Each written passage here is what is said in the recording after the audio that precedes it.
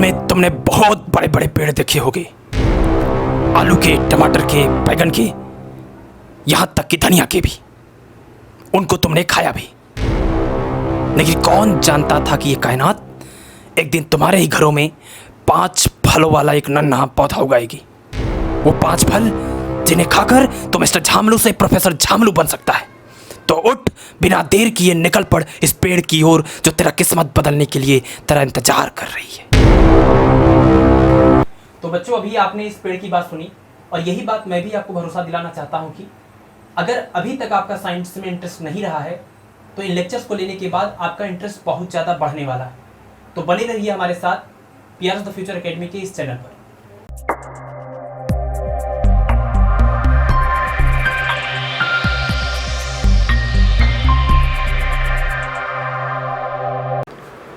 Hello बच्चों, welcome to PRS the future academy. ये PRS the future academy का official YouTube channel है। आज हम लोग यहाँ पर बात करने वाले हैं क्लास 10th साइंस की। जैसा कि आप लोग जानते हैं, क्लास 10th की साइंस में 3 पार्ट हैं, फिजिक्स, केमिस्ट्री और बायोलॉजी। तो मैं आपको फिजिक्स पढ़ाने वाला हूँ। और अभी आपने उस पेड़ पर देखा कुल 5 फल लगे थे। मीन्स आपके सिलेबस में फिजिक्स के कुल 5 चैप्टर्स हैं। तो सबसे पहला चैप्टर आज की क्लास में हम लोग डिस्कस करते हैं, शुरुआत करते हैं, और वो चैप्टर है लाइट। ठीक है। और इस चैप्टर में आपको 2 फिनोमेना पढ़नी है लाइट से रिलेटेड। लाइट की वजह से तो बहुत सारी फिनोमेना देखने को मिलती हैं, लेकिन इसमें से केवल 2 आपको पढ़ना है, रिफ्लेक्शन एंड रिफ्रैक्शन। ठीक है, reflection and refraction of light आपको पढ़ना है। तो अगर आपको सबसे पहले रिफ्लेक्शन पढ़ना है तो रिफ्लेक्शन को पढ़ने और समझने के लिए आपको लाइट को जानना पड़ेगा कि लाइट क्या चीज़ है, क्या इसके अंदर प्रॉपर्टीज़ होती हैं। तो चलिए, सबसे पहले तो मैं आपको बता देता हूँ वेव क्या होता है, ताकि आपको पता चले कि ये लाइट कहाँ से आया। ठीक है। वेव की अगर बात करें तो वेव किसी भी मीडियम में प्रोड्यूस एक ऐसा डिस्टर्बेंस होता है जो एनर्जी और मोमेंटम का ट्रांसफ़र करता है। ठीक है, ये एनर्जी और मोमेंटम को ट्रांसफ़र करता है, एनर्जी एंड मोमेंटम। एग्जाम्पल के लिए अगर बात करें, जैसे आपने देखा होगा कि तालाब में पत्थर मारते हैं, पानी रहता है, तो वो पानी में एक वेव जनरेट होती है, एक सर्कुलर वेव जनरेट होती है जो लगातार आगे बढ़ रही होती है। तो जो डिस्टर्बेंस आपने वहाँ पर पत्थर मार के क्रिएट किया था वो लास्ट में एकदम एंड तक जाता है। ठीक है, तो दैट इज़ द वेव। तो वेव जो है एनर्जी और मोमेंटम का ट्रांसफ़र करती है। ये किसी भी मीडियम में क्रिएटेड एक डिस्टर्बेंस होती है। अब वेव की अगर बात करें इसके टाइप की, तो वेव 2 टाइप की होती है। कुछ ऐसी वेव हैं जिनको चलने के लिए, प्रोपागेट होने के लिए, एक जगह से दूसरी जगह जाने के लिए, ट्रांसफ़र होने के लिए मीडियम की रिक्वायरमेंट होती है। लेकिन कुछ ऐसी भी वेव हैं जो बिना किसी मीडियम की रिक्वायरमेंट के, बिना किसी मीडियम के भी प्रोपागेट हो सकती हैं। ये अलग बात है कि उनको अगर मीडियम मिलता है तब भी उसमें भी चल पाती हैं, लेकिन बिना मीडियम के भी चल सकती हैं। ऐसी वेव को हम बोलते हैं इलेक्ट्रोमैग्नेटिक वेव। तो इस बेस पर, अगर मीडियम के रिक्वायरमेंट के बेस पर अगर हम क्लासिफिकेशन करें तो आपको पता चलेगा कि वेव 2 टाइप की होती है।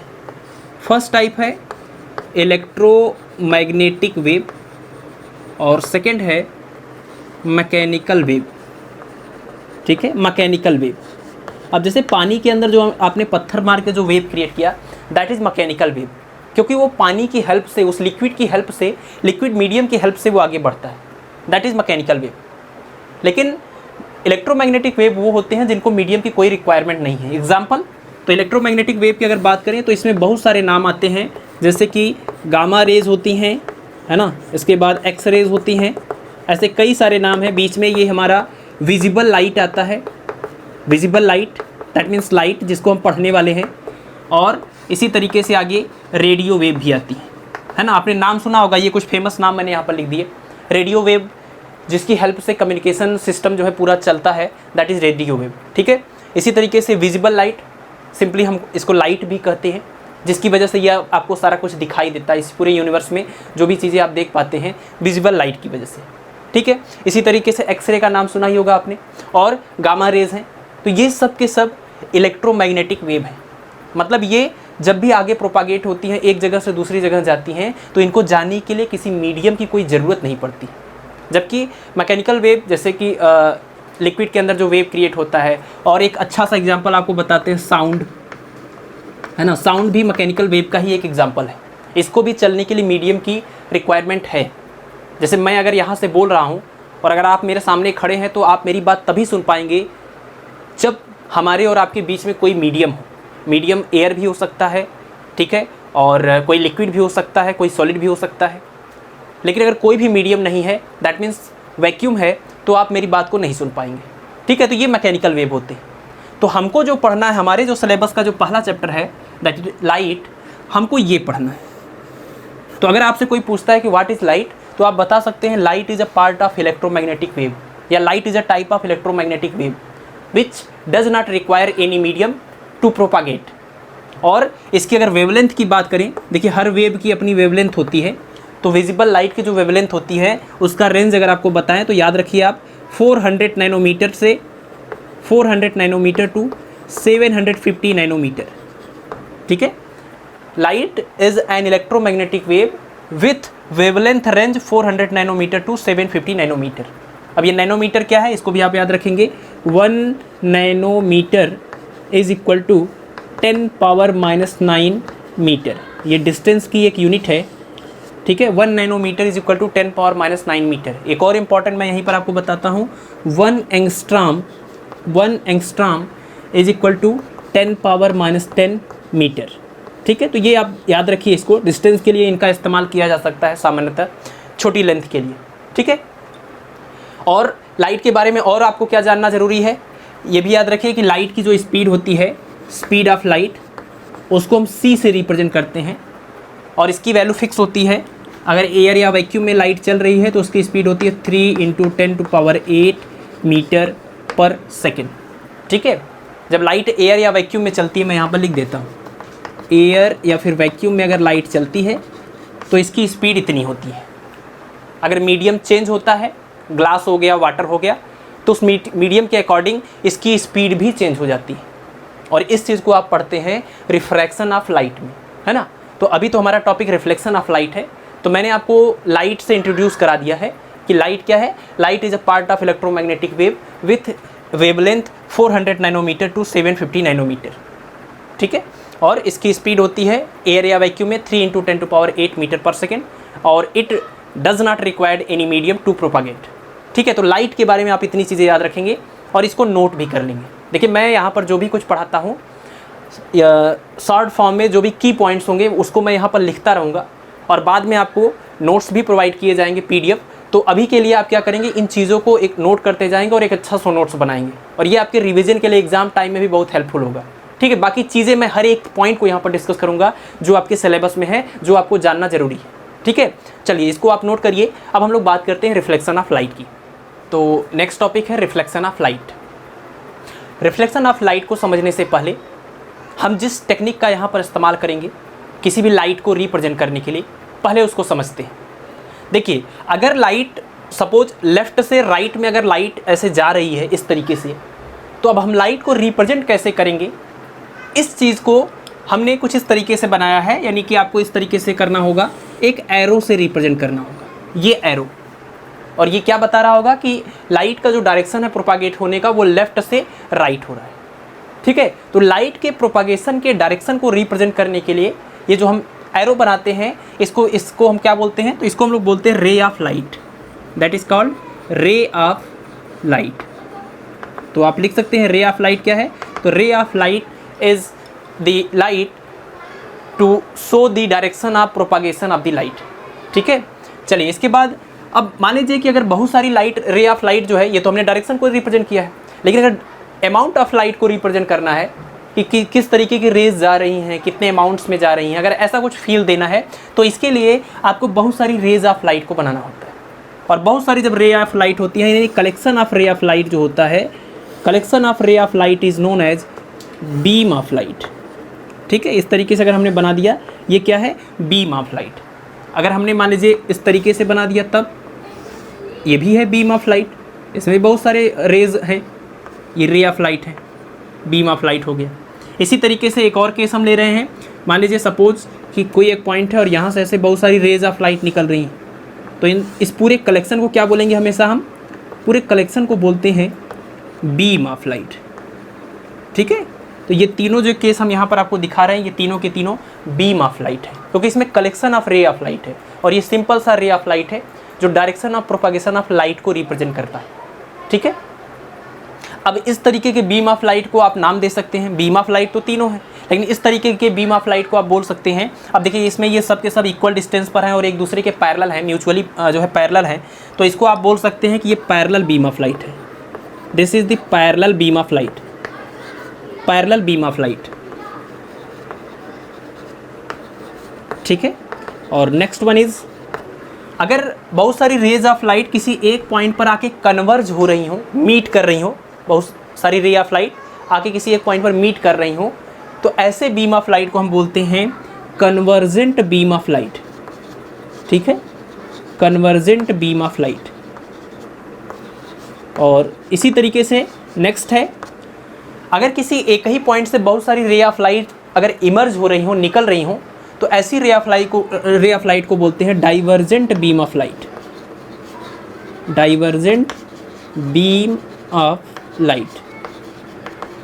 तो ये तो रही बातें किसी भी लाइट को, ये लाइट की फिनोमेना को समझने के लिए जो हम लोग इस्तेमाल करेंगे, जिस तरीके से डायग्राम और रे उसका खींचेंगे, उसको ये समझ लिया आपने। ठीक है, ये रे ऑफ लाइट सिंगल है तो रे ऑफ लाइट, और कलेक्शन हुआ तो बीम ऑफ लाइट, और उसके नेचर के हिसाब से आप उसका नाम भी दे सकते हैं, पैरेलल, कन्वर्जेंट, डाइवर्जेंट। ठीक है, चलिए अब बात करते हैं रिफ्लेक्शन ऑफ लाइट की। देखिए मान लीजिए हमारे पास एक कोई सरफेस हो, एक ग्लास आप सपोज करिए, ग्लास सरफेस, और उसके दूसरे वाले साइड को हम पॉलिश कर दें, एकदम प्लेन सरफेस है ये ग्लास का, ट्रांसपेरेंट, लेकिन दूसरे वाले साइड को हम लेड ऑक्साइड से अगर पेंट कर देते हैं, कोटिंग कर देते हैं, तो दूसरा वाला जो साइड है वो ओपेक हो जाता है, अब वो ट्रांसपेरेंट नहीं रहा। और ऐसे केस में हम इस तरीके से इसको रिप्रेजेंट करते हैं, है ना। ये नीचे की तरफ जो हमने इस तरीके से सिंबल बनाया है, इसका मतलब कि ये पॉलिश्ड सरफेस है और ये स्मूथ सरफेस है एकदम, इधर इस साइड, ऊपर साइड।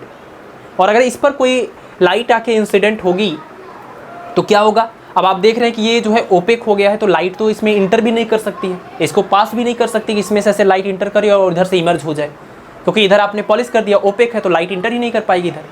तो ऐसे सरफेस पर जब लाइट इंसिडेंट होती है, तो जब लाइट इंसिडेंट होती है तो उसको आप कैसे रिप्रेजेंट करेंगे, तो आप जानते हैं कि डायरेक्शन ऑफ जो प्रोपागेशन ऑफ लाइट होता है उसको हम रे ऑफ लाइट से रिप्रेजेंट करते हैं। तो ये हमने एक रे ऑफ लाइट बनाया जो डायरेक्शन ऑफ प्रोपागेशन बता रही है। तो ऐसी कोई जो है रे ऑफ लाइट यहाँ पर आके ऐसे इंसिडेंट हो गई, और जब ये आके यहाँ पर इंसिडेंट होती है तो इस पॉइंट से यहाँ पर कोलाइड होने के बाद, यहाँ पर स्ट्राइक करने के बाद ये सेम मीडियम में रिटर्न हो जाती है ना। यानी कोई रे ऑफ लाइट अगर आती है किसी स्मूथ सरफेस से, यहाँ पर आके स्ट्राइक करती है और फिर से उसी मीडियम में रिटर्न हो जाती है, this phenomenon is known as reflection of light.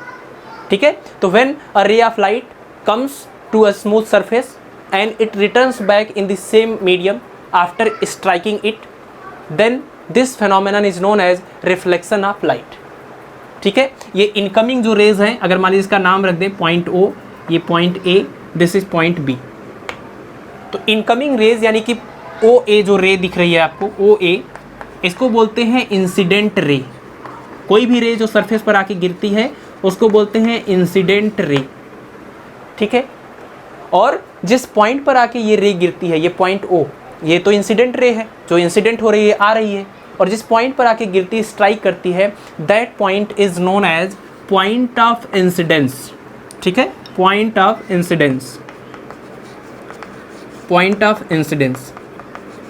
इसी तरीके से जो रे ऑफ लाइट रिफ्लेक्ट होके वापस रिटर्न हुई है उसको हम लोग बोलते हैं रिफ्लेक्टेड रे या रिफ्लेक्टेड लाइट। ठीक है, तो जो आपको दिख रहा है ए बी, यहाँ पर ए बी जो रे दिख रही है इसको रिफ्लेक्टेड रे बोल सकते हैं। तो incident ray, point of incidence और रिफ्लेक्टेड रे। ठीक है, अभी तक इस डायग्राम में हमने इतना ही आपको रिप्रेजेंट किया है। ओ ए जो है वो इंसिडेंट रे है, ए बी जो है वो रिफ्लेक्टेड रे है, और पॉइंट ए जिस पर लाइट आके इंसिडेंट हो रही है उस पॉइंट को बोलेंगे पॉइंट ऑफ इंसिडेंस। ठीक है, अब देखिए जिस सरफेस पर ये पॉइंट ऑफ इंसिडेंस है, अगर हम इसी पॉइंट से और इस सरफेस के बिल्कुल परपेंडिकुलर एक लाइन खींचे इस तरीके से वर्टिकल, तो ये जो लाइन बनती है इसको हम बोलेंगे, इस तरीके से हम बना सकते हैं, डॉट डॉट करके बना रहे हैं। ये जो लाइन आपको दिख रही है पॉइंट ओ से खींचा गया है, पॉइंट ए से खींचा गया है और इस सरफेस के एकदम परपेंडिकुलर है, मीन्स ये 90 डिग्री का एंगल यहाँ पर सबटेंड करेगा। इसको हम बोलते हैं नॉर्मल, है ना। ये जो आपको लाइन दिख रही है that is known as normal, यानी जो नॉर्मल होता है वो हमेशा सरफेस के साथ 90 डिग्री का एंगल बना रहा होता है, ठीक है।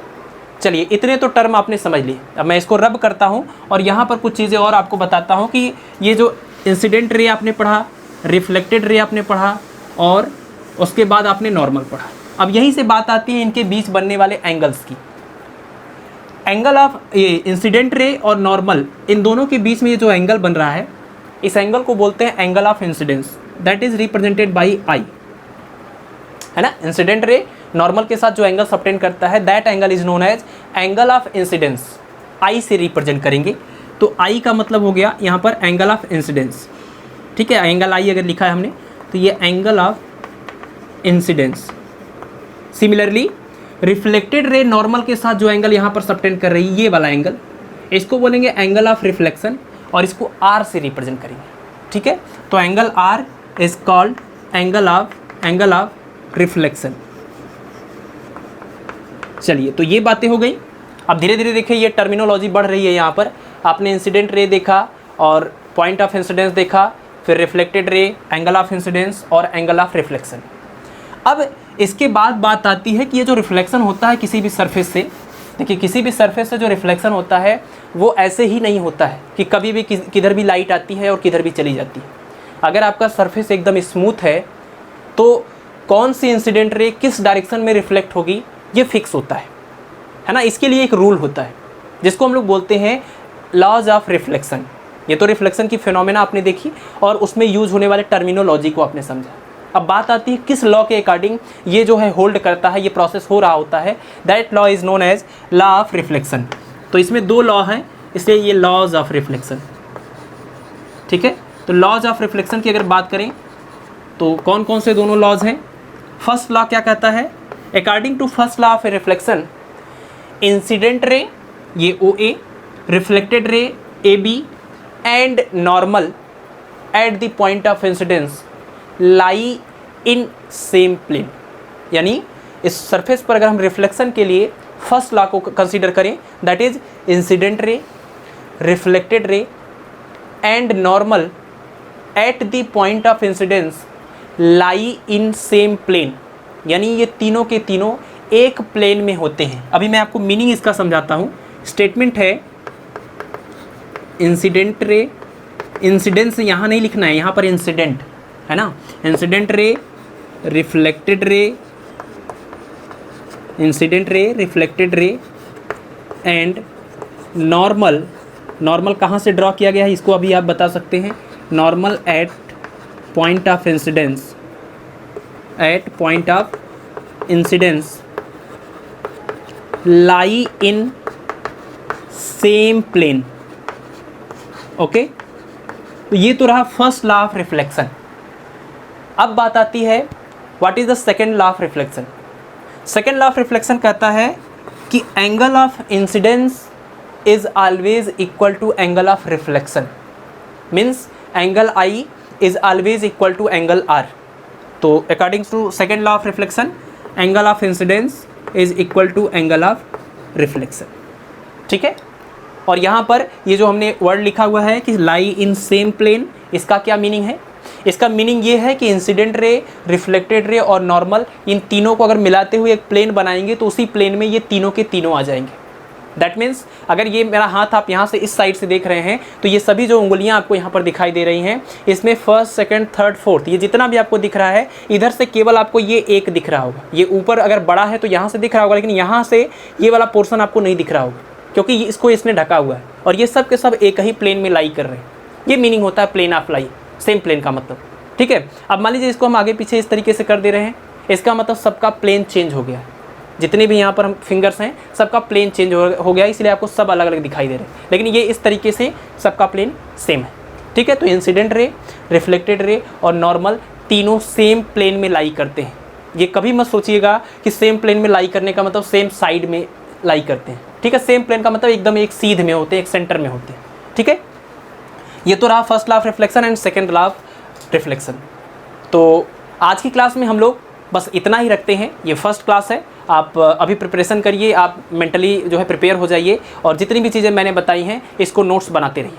तो मिलते हैं आपसे नेक्स्ट लेक्चर में कुछ और इस चैप्टर के इंपॉर्टेंट टॉपिक के साथ। Thank you.